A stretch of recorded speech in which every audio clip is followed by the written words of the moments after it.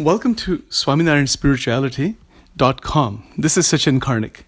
This recording is in English. Jai Shri Swaminarayan, Jai Shri Krishna, Jai Mahadev, Jai Mataji, Jai Ganeshji, Jai Hanumanji. This recording is being made to explore and for me to give my viewpoint on a variety of different controversial subjects and topics about the Swaminarayan Sampradaya and the teachings of Bhagavan Swaminarayan, teachings of Sri Swaminarayan, as well as teachings of his saints, sages, monks, sadhus. So there are a lot of controversies that are there in the Sampradaya about Swaminarayan. So I'm going to try my best to give my viewpoint on what they are. First of all, I'll explain what the controversial topics are. And or I'll kind of introduce one at a time, highlight the controversies, explain the nature of the controversy, or different perspectives, let's say. And then I will certainly share my perspective of this. It is my request to all those who are listening for you to objectively come to your own perspective. You don't have to accept my perspective. It's up to you. I have my own perspective and a certain understanding that I'm just sharing. But I'm also open to further development of my own perspective. It's not that I'm closed off. So on that basis, let's proceed. So first of all, thank you for taking the time to listen to this, and hopefully this will clarify many ideas and many points. So first of all, this is, year 2019. The word Swaminarayan or the name Swaminarayan has become pretty well known to most of the people who are of Indian origin. There are, of course, Westerners who are also familiar with this, but there is, in my opinion, a tremendous amount of confusion about this word, Swaminarayan. What does this mean? Who is Swaminarayan? And many other related questions about this, because there are temples that have been built all over the world. There are organizations like the BAPS and so many others that have built huge temples. But in my opinion, most of the people, even who go to these temples, who are not ardent devotees or who have not studied through the variety of scriptures and the related texts and all, they don't really understand, the foundation of Swaminarayan, of Swaminarayan's teachings. Who was Swaminarayan? There's a lot of history, obviously. So I'm going to try to explain some of this and really go carefully, step by step. It's going to take some time. These recordings are going to be at least an hour long at a time. They might be 45 minutes long.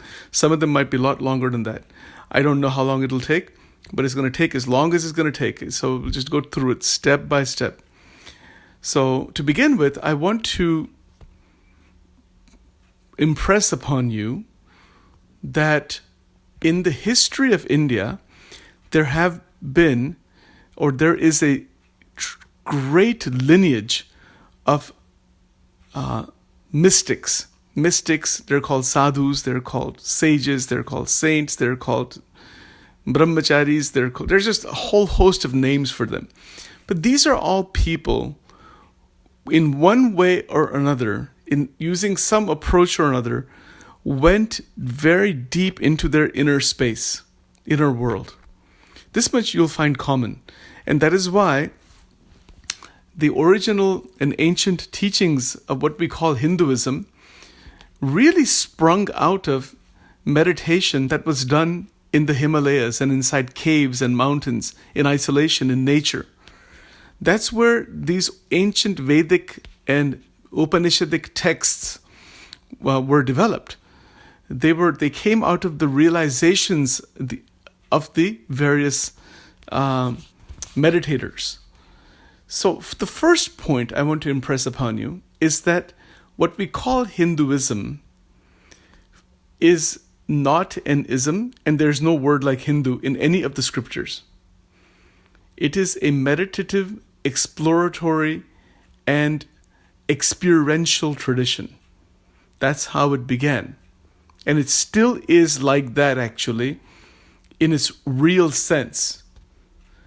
Those people who have turned this tradition into a series of beliefs and series of different kinds of belief systems where there is divisiveness with each other or with others, that's up to them. But my understanding is that the original tradition that is sometimes referred to as Sanatana Dharma, meaning the eternal way of life. Dharma meaning way of life, way of living. It doesn't mean divisive religion.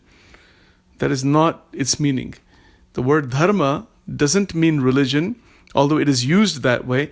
It means living. It means activity, how to live, what to do in life, how to live life, with what understanding, what perspective. It is in the Shikshapatri written by Sajananda Swami, who is known as Swaminarayan. He has defined dharma. He never put the definition as any divisive group of any kind. He says how to live a righteous life. Sad acharana, meaning sat acharana, sadachara. A type of living that is in accordance with truth, in connection with truth. Right? This is the basic definition. And this is how he has defined it in Shikshapatri. Those who are familiar with Shikshapatri, it's a series of verses, 212 verses, that he gave as an agnya. Agnya meaning command, to follow. That follow these, it's like the commandments. It's like 212 commandments to follow. It's like that. Shiksha means teaching. Patri means, like letter. But it can also mean that it's like a document.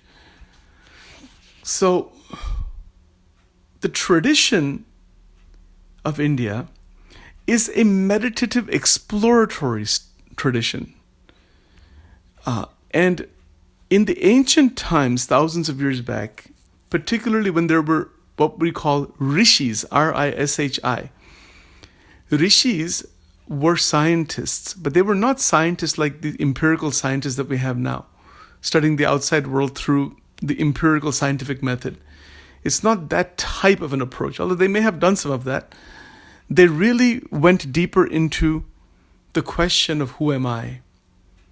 They really started like this. Now, who started this kind of inquiry, we don't really know.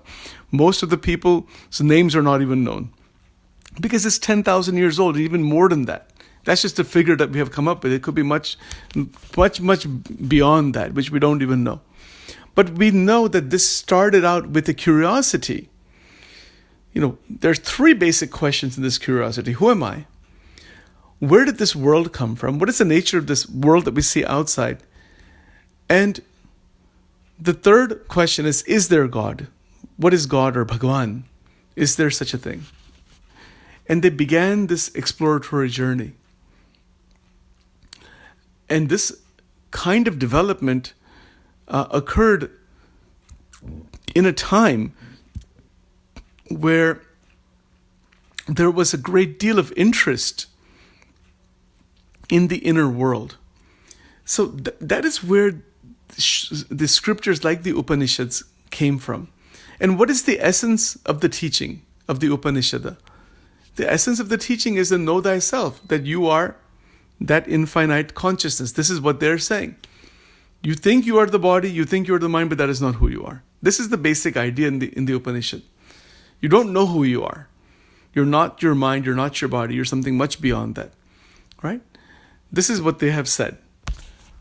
And on that basis, eventually, there was the advent of Veda Vyasa, some 5,000 years back.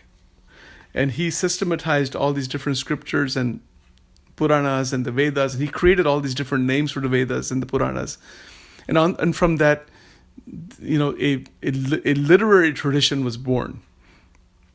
But the Veda mantras were there much before him. They were passed on from generation to generation.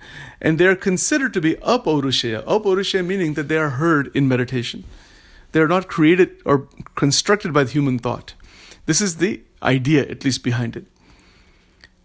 So, on that basis, there have been an advent in the history of India of countless people, sages and monks and sadhus and gurus and others who have expounded upon the teachings of Veda Vyasa and have experimented with Veda mantras and have also, created their own interpretations of his original writings.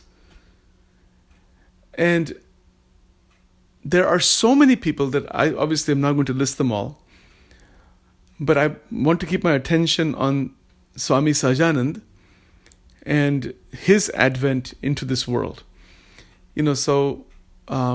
Along that same line of people who have come into this tradition that we call Hinduism, Sanatana Dharma, into that land of India, the Vedic culture, there are those who are born or they manifest, as liberated beings. This is the idea, at least.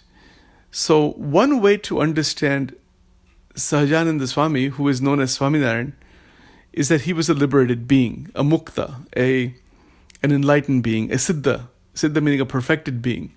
Let's start with that and see where that leads us. Please understand that these recordings are being made for everybody, for the whole world, people who don't know anything about Swaminarayan. It's just real basic stuff, and then on that basis we can proceed forward and see where it all goes. But it's also made for those people who are familiar with this to some extent, and then also for those who are caught up in controversies, to try to see if we can clarify those, try to accomplish all this at one time, step by step. So, in the year 1781, a child was born in a Brahmin family in UP, Uttar Pradesh, India. And that child was born in that family and had mastered a tremendous number of scriptures, so as per the tradition, by the age of 7 or 8 or something like that. That's what they say. And at the age of 11, he had pretty much left his home. And this is a historical fact. I don't believe that anybody's made that up. Don't believe that anybody can argue against that fact. At the age of 11, that young boy, whose name was Ghansham, and he was given some other names also, but he had basically left his home, to go into the Himalayas at the age of 11. Now I think this point is undisputed. Nobody can dispute that this has actually happened. Now, at such an age, to leave the home and to leave the family and to leave, the village of Chapaya, that's where he was being raised and all, and to have total detachment from the world itself, and without any support of any kind, to go into the most difficult of environments, into total nature, without any knowledge of where the next meal will come from. Now think about it. Just stay with this for a moment. The act of leaving the house at the age of 11, not telling anybody where he's going, crossing rivers and going through different places and climbing mountains and then eventually going into the Himalayas and mastering the Ashtanga Yoga in 1 year, the Eightfold Yoga through Gopal Yogi, and there were some other teachers also apparently. So all this kind of thing had happened at that time. Now, this is what we have heard. We have to assume that this is not false. It's not made up or something. Somebody has just made this up. And it is really based on the teachings of Sahajananda Swami, is based on his own description of what had happened. And then there was also some incidences of Sahajananda Swami placing people in trance, and they saw his life, like Shatanand Muni and some others. There's some descriptions like that. So that's another thing. And by the way, this name Sahajanand Swami is the name given by Ramanand Swami, the guru of this young 18-year-old boy who became 18 years of age through his travels from the Himalayas, then south of India, then came to west of India. He was initiated, he was given this name Sahajananda Swami, which means one who was naturally in Ananda. By his guru Ramanand Swami, he was given this name. And he was given another name also called Narayan Muni. So, but before we get to all that, the fact is, or at least what we have been told in tradition, that this 11-year-old boy left this house. Now, somebody might say, how do you know that? How do you know that he actually left the house? How do you know that this is true or not? Well, there's no way for us to actually know that. There wasn't a TV camera, there wasn't any satellite taking pictures or something like that. It's a matter of accepting simply what Sahajanand Swami himself described about his own life, and then others who may have seen his life in trance, in samadhi. Now again, that's also a matter of belief at this point, because that time is gone when he was there. I mean, physically when he was there, nobody actually knows what directly. Did he actually go there or not? But there are some historical evidences, and there's descriptions of him going to different places. He also described where he went, and we would also have to say that there was no reason for him to lie. I mean, somebody who was so awakened spiritually at the age of 18 when he came into Gujarat, we know from historical documents that Muktanand Swami, one of the great disciples of Ramanand Swami, when he saw him and some other saints saw him, they were so impressed by him. They were so impressed by his spiritual glow that this is some extraordinary being that has come. They could see that. He was only 18 years old. So there's no need to, I mean, in my opinion, I'm giving you my opinion here, I don't believe that this is a made-up story. I think this is factual. I think it can be accepted as fact, although there was no TV camera or recording device or anything like that. So because people have a lot of questions about these historical events where there was no camera, no recording device, there was no proof. How do you know what happened, when it happened? Anybody can write anything, anybody can say anything, and people are just believing that, which has also happened historically. So, but this is not that far in history. This is some 200 plus years. And there's also no real reason to believe that Muktanand Swami or Gopalan Swami, Gurunathitanand Swami, the Paramahansas of Maharaj, he was called Maharaj, a respectful name. There's no reason to believe that any of these people would lie. Nishkuranand Swami, assuming that they're not lying, it's another assumption, then these incidences actually happen. Now, if they actually happen, and assume that they did, that this young boy, Ghansham, he leaves the home and then he was called Varni, Nilkant Varni, meaning Brahmachari. And he was one of the things that he taught later on in Gujarat, he said about himself, is that he did intense spiritual yogic practices to sublimate his sex energy. But he's got a human body. There's going to be sexual process going on, particularly if you begin at the age of 13, 12, 13, 14, puberty, these things come about. So the energy that was within him, he did not want to lose any part of that inside any kind of a seminal discharge or any kind of orgasm or any kind of the thought even about the opposite sex. He wanted to sublimate it completely and keep it sublimated completely in the form of Ojas, O-J-A-S. So that is why he was called Nilkantha Varni. Varni meaning one who is a true brahmachari, one who is a true celibate, where he has sublimated his sex energy completely. And in the Ashtanga Yoga process, the Eightfold Patanjali Yoga process, this is one of the steps. This is one of the developments actually in the Eightfold Yogic process, where this great sexual power is transmuted and stored inside the mind and the brain as ojas. And this is a yogic practice. It is a yogic state. We must understand this because there are so many others who have tried this. Most have failed. Anybody tries to do this, 99% of the people are going to be unsuccessful, or they're going to fail again and again and again and again. Very few have ever been successful in totally sublimating their energy this way and keeping it stored completely as ojas, OJAS. That is a spiritual divine power that the same energy is transmuted into. And there are some, like Vivekananda Swami, well-known person, Ramakrishna Paramahans was there, Swami Ram Tirth was there. There are others. There have been, but there's not that many people really, who have actually achieved this realization this way or have done this. But one thing that you would see is that this young boy was so clear in his mind that he does not want to lose a drop of that energy. The semen that is in the male body that you see physically, because once you see the semen physically, that means that mental and spiritual power it has gone into the physical realm of the body, and then from there, that power is diminished, and then that power is then used, of course, to create another human being. So that is also according to the Bhagavad Gita, that entire process of sex is one of the vibhutis